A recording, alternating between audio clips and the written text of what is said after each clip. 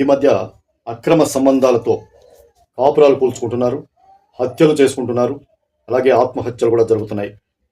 మరి అలాంటి కేసే ఒకటి. దర్శి అనే అమ్మాయి హత్యకు గురిగా పడింది. హత్య చేసిన వాళ్ళు రాజు. ఈ రాజు ఈమెకు పెళ్లి కాకముందు ప్రేమికుడు. మరి పెళ్ళైన అబ్బాయి ఎక్కడున్నాడంటే, ఈ పెళ్ళైన అతను సుభాష్ అని దుబాయ్లో పనిచేస్తాడు. సంవత్సరానికి ఒక రోజు వస్తూ ఉంటాడు, మళ్ళీ ఆ తర్వాత వెళ్తూ ఉంటాడు. ఈ సంవత్సరం లోపల ఈ రాజు అనే ఇంతకు ముందే ప్రేమించిన ఇతనితో ఆమె శారీరక సంబంధాన్ని పెట్టుకొని ఆమె కొనసాగిస్తుంది తన యొక్క వ్యవహారాన్ని. ఇదంతా కూడా పక్కనున్న జనాలకు తెలుసు. అయితే పెళ్లి అయినప్పటికి కూడా ఈమెకు ఒక కూతురు కూడా ఉన్నది. పెళ్లి అయిన తర్వాత ఇతనితో సంబంధం ఇలాగే కొనసాగిస్తుంది. ఈ సంబంధము కొనసాగిస్తూ పెళ్లి చేసుకోమని తనని ఒత్తిడి చేస్తుంది. పెళ్లి కాకముందే ఒత్తిడి చేస్తున్నప్పటికీ తను నేను సెటిల్ కాలేదు, సెటిల్ అవ్వంది, పెళ్లి చేసుకుంటే ఎలా అన్నాడు.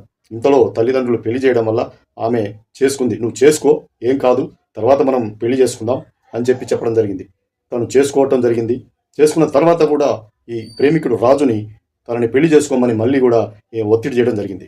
తను ఇప్పటికీ నన్ను ఒత్తిడి చేస్తుందని చెప్పేసి అతను వాయిదా వేస్తూ, ఏదో సెటిల్ అవ్వలేదు, ఇంకా డబ్బు సమకూర్చుకోవాలి, ఇలా లేనిది ఎలా అని ఏదో ఒకటి చెప్పి వాయిదా వేస్తున్నాడు. ఈమె ఒకరోజు ఒత్తిడి చేయడం జరిగింది.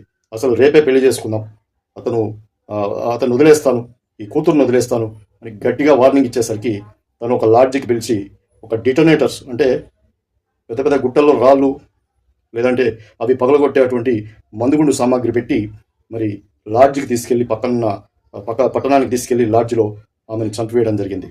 ఆ తర్వాత మరి అనుమానం వచ్చి పోలీసులు అతన్ని అరెస్ట్ చేస్తే విషయాన్ని ఆయన ఒప్పుకోవడం జరిగింది. చూసారా, ఈమె ప్రాణం పోయింది. చిన్న పాప అనామకురాలైంది. అక్కడ పెళ్లి చేసుకున్న భర్త పాప కోసం, భార్య కోసం అతను కలలుగంటూ ఉన్నటువంటి ఆ వ్యక్తి పరిస్థితి ఇప్పుడు దారుణం.